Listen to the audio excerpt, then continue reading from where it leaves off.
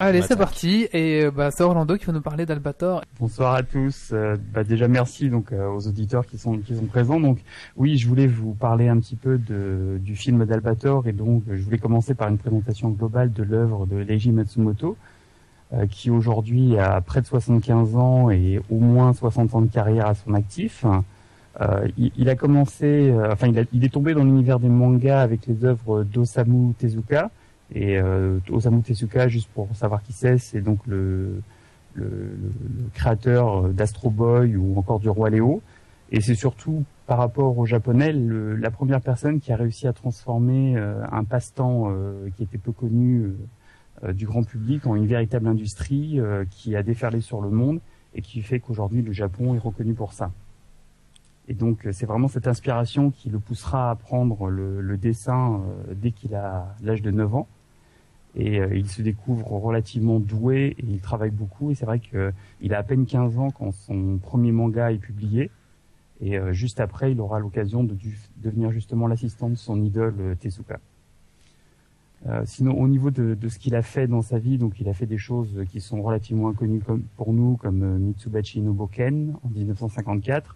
Par contre, on a pas mal de ses titres qui ont été des succès. Beaucoup ont été importés chez nous, comme donc Albator, Galaxy Express 999 pour les plus connus, et puis la deuxième version d'Albator qui était sortie une dizaine d'années après. C'était déjà quoi, Galaxy 17? C'était avec un train de l'espace. Ah, C'était un train qui voyageait dans l'espace, ouais. Ouais, je l'aimais pas trop celui-là. Il était chelou quand même. Enfin, c'était assez particulier, et puis justement, c'est un des points que je voulais aborder plus tard, c'est que son travail possède deux caractéristiques qui sont assez particulières. La première, c'est qu'il a commencé sa carrière en faisant des mangas plutôt pour les filles. Et lorsqu'il a changé, lorsqu'il s'est installé du côté de Tokyo, il a donc pu commencer à dessiner des mangas pour les garçons, mais il a gardé la manière de dessiner les filles, et du coup, tous ces héros ont un aspect assez longiforme, qui est totalement à l'opposé du cliché masculin viril qu'on trouvait dans les mangas à l'époque. Ça lui donne un style graphique particulier en fait. Voilà, il a vraiment gardé ça, et c'est pour ça que ces héros sont tous très grands, très fins. Ouais, juste. Il y a beaucoup de mangas qui vont reprendre un petit peu ce style après. Hein. On a beaucoup de. Tout à fait, oui. Il a été une grande inspiration. Et justement, l'autre chose qui est particulière chez lui, c'est qu'il a été l'un des premiers à mettre en place les guest stars dans les mangas. Et il adore faire se croiser ces différents personnages dans ces différents mangas, ces différents univers, quelquefois même au mépris du réalisme de l'histoire. Et c'est pour ça que des fois, quand on regarde Galaxy Express, on a vraiment l'impression de revoir les personnages d'Albator, alors qu'en fait, non. Oui, c'est ça qui me perturbait en fait. C'est pour ça que j'avais pas trop adhéré à Ouais, Galaxy Express. Je comprenais pas trop. J'étais vraiment perturbé par ça. Bon, j'étais jeune. Hein, mais... Heureusement que t'as pas dessiné Petit Poney. Petit Poney qui débarque. Non, mais c'est vraiment ces deux caractéristiques. Et c'est vrai que quand on prend Galaxy Express, Albator, ça saute tout de suite aux yeux, quoi. Donc sinon ensuite donc ces mangas donc comme ils ont été relativement tous célèbres, il a fait très rapidement des films pour le cinéma ou des films qui sortaient directement en DVD, il a fait des séries TV et donc il a travaillé régulièrement jusqu'à 2004 qui était son dernier grand écran film, et c'est en 2010 qu'ils ont eu l'idée de faire un nouveau projet international avec effectivement tout le background d'Albator. Et même si avec 30 millions de dollars de budget, c'est un petit film pour une production américaine par exemple, pour le Japon par exemple, c'est une production qui est 10 fois supérieure à ce qu'ils font habituellement. Et surtout, c'est la première fois que, avant même la production du produit, le film était déjà vendu dans plus de 70 pays. Ah ouais. Les droits sont tout de suite arrachés en fait. C'est vrai que ça, oui, les distributeurs se sont battus.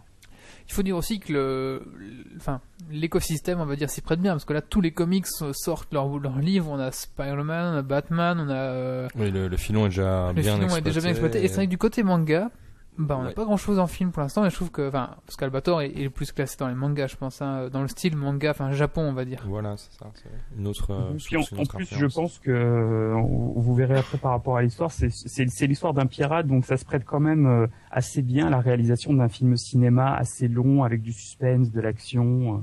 Ah oui.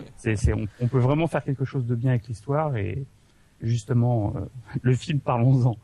Alors, d'abord, c'est un film qui n'a rien à voir avec les autres. C'est vraiment un reboot de l'histoire. Donc, ils ont c'est les mêmes personnages, le même univers, mais tout est totalement différent. Alors, une petite parenthèse, toi tu l'as vu parce que tu l'as vu au Japon, donc, mais ici en Europe, il va sortir qu'en décembre, octobre, c'est ça que tu nous disais? Alors, je disais que il est sorti donc le 7 septembre au Japon, avec les 2 premières semaines la possibilité de le voir en sous-titré anglais. C'est pour ça que j'ai pu le voir tout de suite. D'accord. Et il est prévu pour sortir aux États-Unis courant octobre, donc le mois prochain. Et je pense que la France, ça sera, à mon avis, avant les fêtes de Noël, j'espère. Le temps qu'on ait un doublage en français. Donc, Oui, bah moi je vois bien ça pour les fêtes. Hein. Ouais. Bah, j'espère bien parce que justement, j'ai beaucoup apprécié et j'apprécierais de pouvoir le revoir en 3D et en français. Ah, il va sortir aussi en 3D? Oui, et c'est justement parlons du film. Donc, il sortira en 3D et avec tous ces effets spéciaux, je recommande vraiment d'investir dans la séance 3D. Alors au niveau du reboot, on trouve un côté sombre et avec beaucoup de style qui rappelle pas mal les derniers Batman. Donc, Ouais. Pour ceux qui ont aimé, c'est vraiment il y a ce côté un peu sombre et avec beaucoup de style de l'histoire. Donc je n'ai pu voir que le film qu'en 2D parce que pour le voir en sous-titré, je n'ai pas eu le choix. L'aspect graphique est vraiment spectaculaire et surtout ce que j'ai beaucoup aimé, c'est que ça apporte une touche nouvelle dans un univers SF qui est assez bien délimité. Et par exemple, à l'instar d'un Battlestar Galactica qui avait déjà un style particulier pour tout ce qui était combats spatiaux avec un son qui était vraiment spécifique et qui illustrait le vide de l'espace. Ouais. Là, ils ont vraiment exploité des nouvelles idées et c'est assez impressionnant à voir. Et honnêtement, si vous avez la chance de le voir en 3D, vous allez être bluffé. C'est vraiment très bien fait et le son là-dedans est aussi fabuleux. Bah tu m'intrigues justement. Bah oui, Tu m'intrigues. Je m'intrigue justement, je ferai en sorte de ne rien spoiler parce que franchement, j'y suis allé les mains dans les poches sans aucun a priori et que ce soit le début de l'histoire qui m'a assez vite bien attrapé et les effets spéciaux, c'est vraiment assez spectaculaire. Et une question, le film, est-ce que c'est vraiment un film avec des acteurs classiques filmés par une caméra classique ou c'est plutôt en image de synthèse, style un peu Avatar ou c'est vraiment un manga mis en film? Alors c'est essentiellement de la motion capture et de la 3D. Alors après, à quoi ça ressemble je dirais plutôt un manga mis en film quand même, en motion capture. Je Pardon, crois pas que ça ressemble vraiment à Avatar. Je pense que c'est un style assez particulier.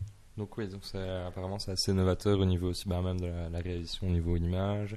Et ce qui m'intrigue vraiment, c'est les sons là, que tu disais pour représenter le vide intersidéral, c'est assez immersif. Oui, ça, alors cool, ça c'est le côté de Battlestar Galactica. Ils ont fait assez différent et vous verrez, ça apporte un plus. Et c'est pas juste un combat dans l'espace. On a vraiment l'impression, on sent la puissance des vaisseaux. Ouais, très prenant. Le rendu est impressionnant. Ouais. D'accord. Voilà. Bah, Donc, moi en tout cas, ça m'a donné pour envie de résumer, j'avais une phrase qui disait que les idées sont bien présentes et bien exploitées. Donc vraiment, allez le voir en 3D si vous avez l'occasion. Ok. Bah, Nickel, en tout cas, moi je vais y aller du coup. Hein. Bah voilà. Voilà. Sinon, le film explique pas mal de l'origine des personnages et du vaisseau, et surtout la légende qui est censée en découler. Donc c'est assez bien fait à ce niveau-là.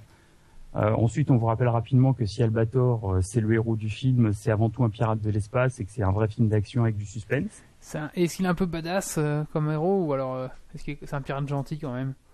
C'est un pirate au grand cœur, mais ça reste un pirate. Ok. Et je vous dis vraiment, si vous y allez sans avoir eu aucun spoiler, vous allez être vraiment, vous allez faire non, sérieux. C'est vraiment le genre de réaction que vous aurez pendant le film et Ok. c'est Bah, en tout c'est cas, vraiment une bonne découverte. Juste encore une petite il y a dernière Xavier question, qui a si on partagé. le temps après. Pardon, excuse-moi. Vas-y. Il y a Xavier qui a partagé justement la bande-annonce sur la BFM chatroom, TV. donc si vous voulez voir à quoi ça ressemble, voilà, cliquez dessus. On le mettra dans le billet aussi, hein, avec. Hein.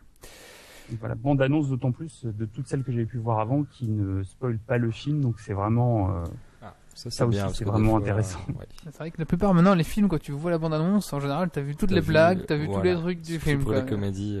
J'ai vu un film de. Comment il s'appelle l'autre un film avec un humoriste dedans. Bah, t'as vu la bande-annonce, t'as vu les 5 blagues du film, et puis bah, c'est tout, quoi. C'est triste. Justement, c'est une des raisons qui était avancée pour expliquer les relatifs échecs des blockbusters US de l'été dernier. C'était le côté un peu simpliste, prévisible du scénario, puis les bandes annonces aussi. Oui, c'est ça. Et ici, ce qu'il y a de bien dans le film, c'est qu'effectivement, tous les personnages sont humains et aucun n'est manichéen. Et il est quasiment impossible de prévoir la fin du film. D'accord. Mais c'est vrai que tous les films tombent un petit peu dans le monomythe, on va dire, pour ceux qui s'intéressent au monomythe. Vous tapez ça sur Internet et vous verrez que tous les films sont basés sur la même structure. On en parlera peut-être une fois dans Geeks League. Et sinon, par rapport à l'histoire, juste pour conclure, ça m'a un petit peu perturbé, pas parce que j'ai quelque chose à lui reprocher, à part que bon, évidemment, il y a quelques moments un petit peu improbables à la James Bond où Albator est un vrai héros, mais c'est surtout parce que c'est un mélange de deux mythologies et au niveau de l'histoire, et que l'une d'entre elles me heurte un peu dans ses conclusions, et du coup, on adhère ou on n'adhère pas. Voilà. Justement, en parlant de adhérer, pas adhérer, peut-être que, vu qu'apparemment l'auteur de la série, c'est quand même un pilier au Japon pour niveau ski animation, est-ce que il a participé au film ou il a juste redonné les droits? Est-ce que les fans de la série sont contre pour le film? Est-ce qu'il n'y a pas une polémique là-dessus? Alors, de ce que j'en sais, je crois qu'il a participé au film, et à ce jour, j'ai pas spécialement entendu parler de polémique par rapport au film. Souvent, quand c'est bien justement, fait, par rapport à la sortie de ce film, comme je vous disais, c'est vraiment une grosse production pour le Japon et pour Toei Animation en particulier. Et en fait, donc le film est déjà vendu dans plus de 70 pays. Mais par contre, pour le premier week-end d'exploitation ici, il y a eu à peine 90 000 entrées, soit environ 1 million d'euros de recettes. C'est pas énorme. Alors, ce qui est pas énorme, et juste à titre de comparaison, la dernière production de Miyazaki, la Kaze Tachinu, qui est sortie il y a déjà 2 mois, le même week-end faisait 4 fois plus. Ouais. Ah ouais, mais peut-être que ça va se lancer, je sais pas, pourtant je sais pas. En fait, j'ai plus l'impression que c'est une licence très très connue à l'international, c'est pour ça qu'il y a des très gros distributeurs. J'ai vu que James Cameron aux États-Unis encensait le film. Je crois que c'est Luc Besson c'est Europa Prod qui distribuera ça aussi. À mon avis, ça va très très bien se vendre à l'international. Mais j'ai peur qu'ici, effectivement, ça reste, ça fasse les chiffres d'un film particulier d'animation. D'accord, ah oui, c'est intéressant. Je pensais que ça allait vraiment plus cartonner là-bas, en fait. En tout cas, pour le premier week-end, les chiffres sont pas excellents. Enfin, moi qui n'ai pas l'habitude d'analyser les chiffres, j'avais un peu de mal, mais je vois que par rapport à un Miyazaki qui est sorti depuis 2 mois, 4 fois de plus. Je pense que ça montre qu'effectivement le démarrage est assez lent ici. Mais l'attente, à mon avis, est là. Donc je pense que aux États-Unis, on devrait avoir des chiffres totalement différents. Et à mon avis, on le fera rapidement, vu que ça sort dans 1 mois. Ok, merci Orlando. Merci à vous.